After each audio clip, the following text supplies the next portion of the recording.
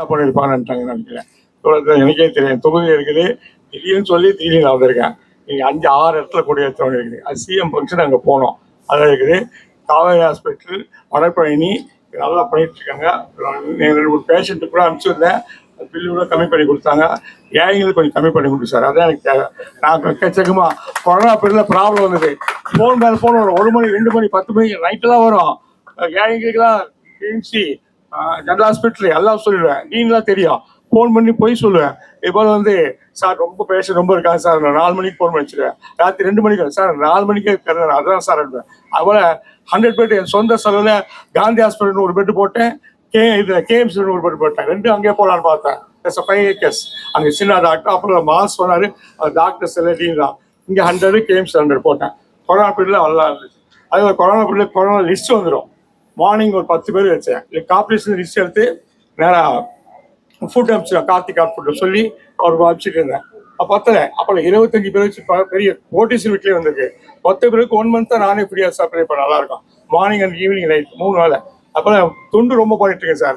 நான் எழுதி தேவை கார் give money lot of money. I want take any money single பீஸா. எங்கள் கடமை யாருக்கே அது வாங்க மாட்டேன். எல்லாம் நம்மளால நம்ம முடிஞ்சு நம்ம செய்யணும். எங்கள் அப்பா தொண்டு பண்ணாரு, காங்கிரஸ் ஆகி. தலைவர் கலைஞர் 3 வாட்டி நம்ம வீட்டுக்கு வந்திருக்காரு. எங்கள் வீட்டில் தான் மேலே அர்பன் அண்ட் சீலிங் ஆஃபீஸு 6 எம்எல்ஏக்கு எங்கள் வீட்டு மேலே தான். தலைவர் 77 நிற்கும் போதே எங்கள் அப்பா தான் டெபாசிட் கட்டினாரு. தலைவர் நல்லா லீட் பண்ணார், அண்டே நின்னாரு. அப்புறம் அது இதுக்கு தான் சொல்கிறேன், எல்லாம் சொல்லாதான் எனக்கு தெரியாது, நான் சொல்லிட்டு இருக்கேன். அதுபோல் தண்ணி பிரச்சனை வந்தது. தண்ணி லாரி 3 லாரி விட்டு இது 1 மாதம் 3 மாதம் தண்ணி விட்டேன். திங்ஸ் வருஷம் ஒரு திங்ஸ் கொடுத்துருக்கிறேன்.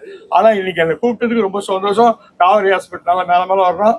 நான் இதோட மதுரையோட பார்த்தேன். நெட்போரில் பார்க்கும்போது பார்த்துருந்தேன். நீ நல்லா பண்ணுங்க, தொண்டு பண்ணுங்க, எனக்கு அதான் வேணும். நன்றி சார், நல்லா இருக்கான்.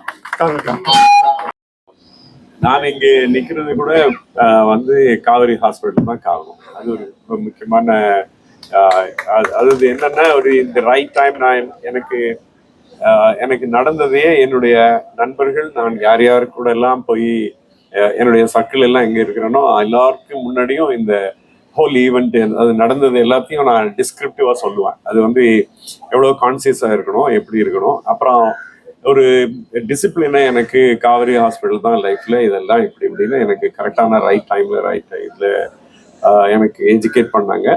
கூட இந்த நாளில் அதுலேயும் குறிப்பாக இந்த மெஷினை அறிமுகப்படுத்துகிற நாளில் நான் இருக்கிறது எனக்கு பெரும் மகிழ்ச்சி தான். ஆக்சுவலாக என்னென்னா அதாவது இந்த ரைட் டைம் என்னன்னா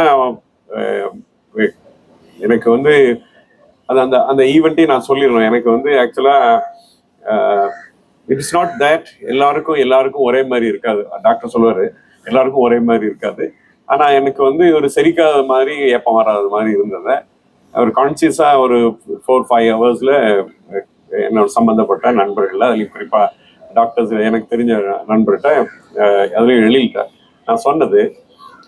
டாக்டர் எழில்கிட்ட நான் சொன்ன உடனே நீங்கள் இங்கே நான் சொல்கிறேன், இந்த மாதிரி ஏப்பம் வராத மாதிரி இருக்கு, ஏதோ கேஸ்ட்ரிக்காக இருக்கும்னு நான் சொல்கிறேன். நீங்களாம் முடிவெடுக்காதீங்க அங்கிள்னு சொன்னாங்க முதல்ல, ஃப்ரம் த வெரி ஃபர்ஸ்ட்.